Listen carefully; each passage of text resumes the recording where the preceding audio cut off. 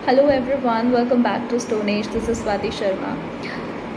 तो आज हम लोग बात करने वाले हैं पेरेंटिंग के बारे में। एंड आई नो कि कोई भी पेरेंट ये नहीं चाहता कि उन्हें सजेशंस मिलें कि उन्हें अपने बच्चे को कैसे पालना है, क्या करना है और किस तरह की अप्रोच अपनानी है।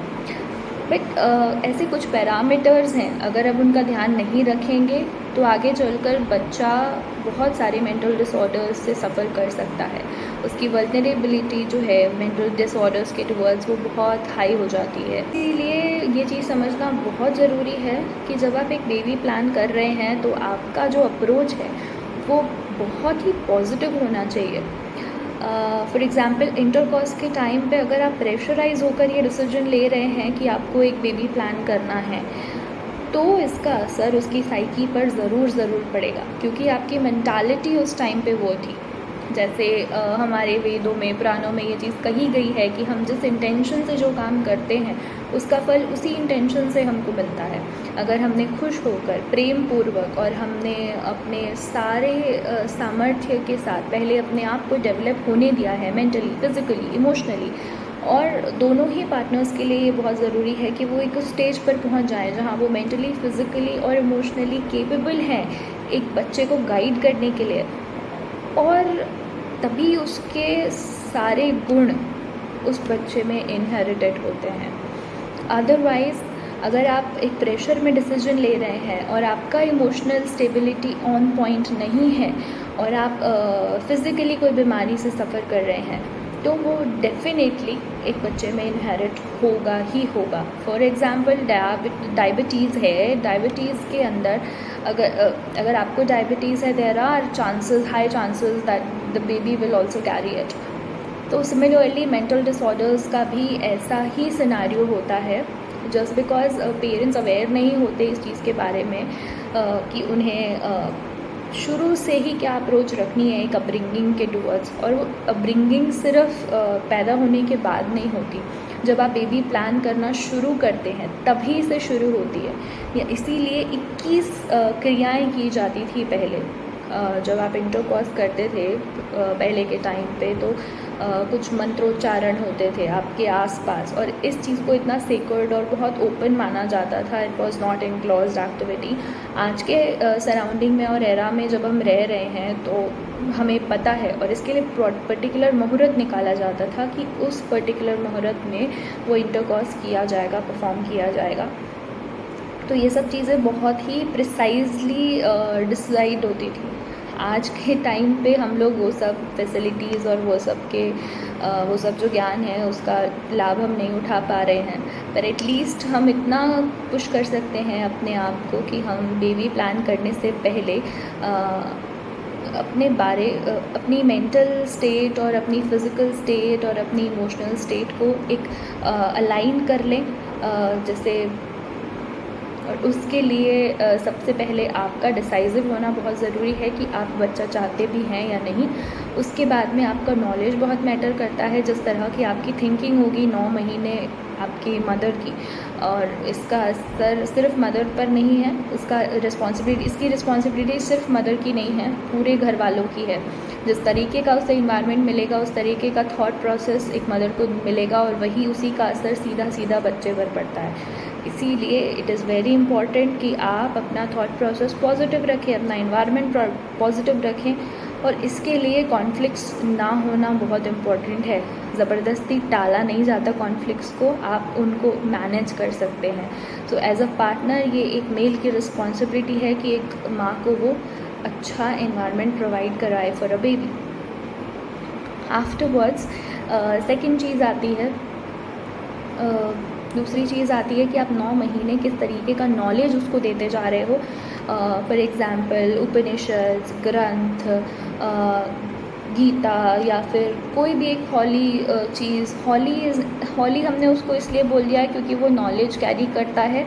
It is nothing about spiritual, it is all scientific, है ना। तो it is very important that we acknowledge this time कि वो जितना भी नॉलेज है उस किताब में हम उसको वैल्यू इसलिए करते हैं क्योंकि उसको वो कैरी करता है एक लाइफस्टाइल, और हमें जीने का तरीका, डायरेक्शन दिखाता है।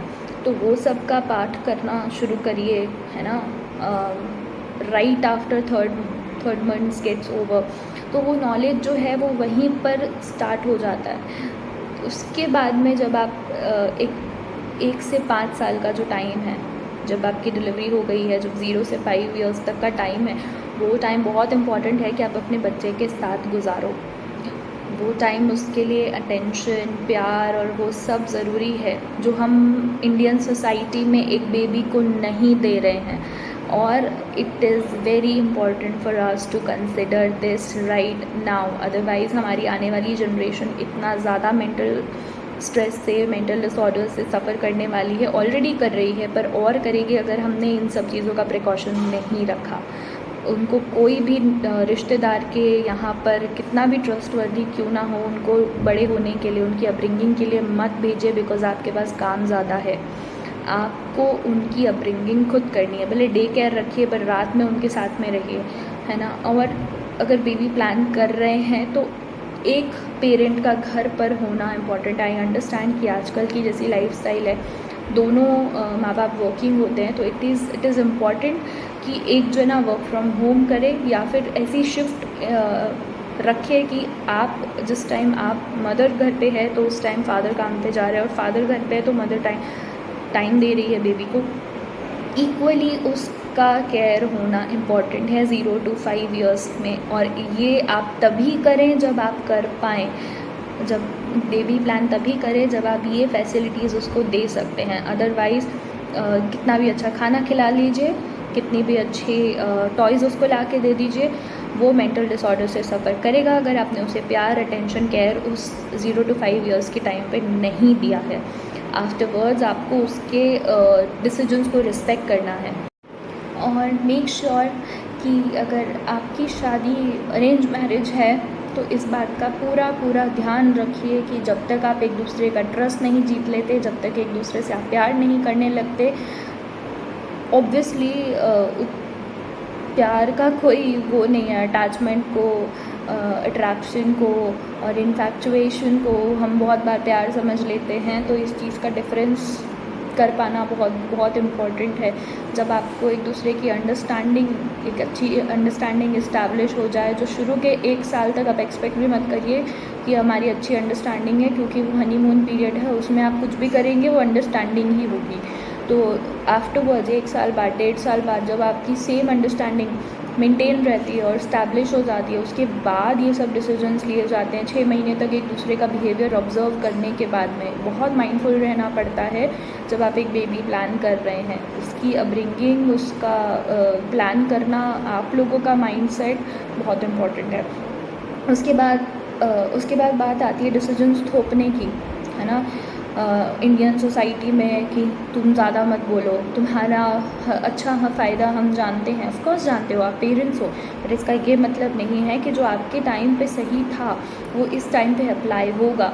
और ऐसा नहीं है कि सिर्फ शादी करना ही इम्पॉर्टेंट है। आजकल बहुत सारे जो 27-28 साल के लोग आते हैं थेरेपी के लिए, वो कहते हैं कि हम लोग को पेरेंट्स फोर्स कर रहे हैं जॉब करो और शादी करो, है ना। जॉब करो, यस करो, बट पहले एक्सप्लोर तो करो, समझो तो सही कि किस फील्ड के लिए आप लोग बने हो सकता है कि आप उस फील्ड के लिए बने ही ना हो जिस चीज़ के लिए आपको आपके पेरेंट्स बोल रहे हैं। फॉर एग्जांपल, एक बीटेक किया हुआ लड़का आता है एंड ही सेज़ कि मैम मुझे मज़ा नहीं आता जॉब करके, मुझे दम घुटता है, अच्छा नहीं लगता, और ऐसे लगता है कि मैं सब छोड़ छाड़ के भाग जाऊँ। 5 साल तक उसने अगर सेम पैटर्न फॉलो किया है, अपने आप को प्रेशराइज़ किया है एक जॉब करने के लिए, इवेंचुअली वो उसका दिमाग जो है वो इतना इमोशनली ब्रेक डाउन हो जाएगा कि वो ब्रेक थ्रू करने के लिए उसके फिज़िकल सिम्टम्स भी दिख सकते हैं और वो साइकोसिस का रूप ले सकता है। तो इट इज़ वेरी इंपॉर्टेंट कि आप बच्चे को एक बीज की तरह डालकर छोड़ दें, उसमें पानी देते रहें, उसे प्यार देते रहें, समय समय पर थोड़ा बहुत डांटना है रास्ते पर लाने के लिए तो वो भी करते रहें, पर उसे क्या करना है वो उसे करने दीजिए। डायरेक्शन आप नहीं देंगे, आपको ये राइट नहीं है कि आप उसको उसके फलों में एक मोल्ड लगा दो कि वो किस शेप के और किस तरीके के उगेंगे। नेचुरल तरीके से, जिस तरीके से उसको उगना है, जिस तरीके से उसे ग्रो करना है, उसे करने दीजिए। उस चीज़ में कोई इंटरफेरेंस कभी किसी प्रकार का नहीं होना चाहिए। अगली चीज़ आती है शादी को लेकर, कभी फोर्स मत कीजिए। गीता में 3 मार्ग बताए हैं मुक्ति के, ज्ञान मार्ग, भक्ति मार्ग और ये जो हम आश्रम, जो गृहस्थ आश्रम है, काम, क्रोध, लोभ, मोह, जो हम इन 4 स्टेजेस से गुजरते हैं, ये तो ये ज्ञान मार्ग अगर आप अपना रहे हैं तो ज़रूरी नहीं है कि आपकी इच्छा करेगी कि आप शादी करो। पहले अपने आप से पूछो कि आपको शादी करनी भी है या नहीं करनी है। जैसे मैंने अपनी एक और वीडियो में बताया था कि एक्स्ट्रा मैरिटल अफेयर्स बहुत प्रोमिनेंट है। आप अपनी सोच को बिना एनालाइज किए, बिना कुछ किए आप अपने आप को इन्वेस्ट कर रहे हो एक ऐसे रिलेशनशिप में जिसमें आप इन्वेस्ट होना भी नहीं चाहते। पहले माइंडफुल रहो अपने एक्शन के टुवर्ड्स, सोसाइटी, कल्चर और इन सब से ऊपर उठो। ये चीज़ हमें बांधने के लिए नहीं, आज़ाद करने के लिए होनी चाहिए थी, पर इसका स्ट्रक्चर ओवर द टाइम इतना बिगड़ चुका है कि हमें ये कंट्रोल करती है। तो आपको डिसाइड करना है कि आपको इन्हें कंट्रोल करना है as a person, as a citizen, या फिर ये आपको कंट्रोल करेंगे। सिस्टम कभी भी इंसान से बड़ा नहीं होता, हम सिस्टम बनाते, सिस्टम हमें नहीं बनाता। तो अंडरस्टैंड दिस और इसको अप्लाई करो अपने लाइफ में, और जितना अगर इन सब बातों का ध्यान रखा जाएगा लाइफ में तो कभी भी कोई बच्चा मेंटल डिसऑर्डर से सफ़र नहीं करेगा। तो make sure you do that, okay. And thank you so much for watching this video. Have a great day ahead.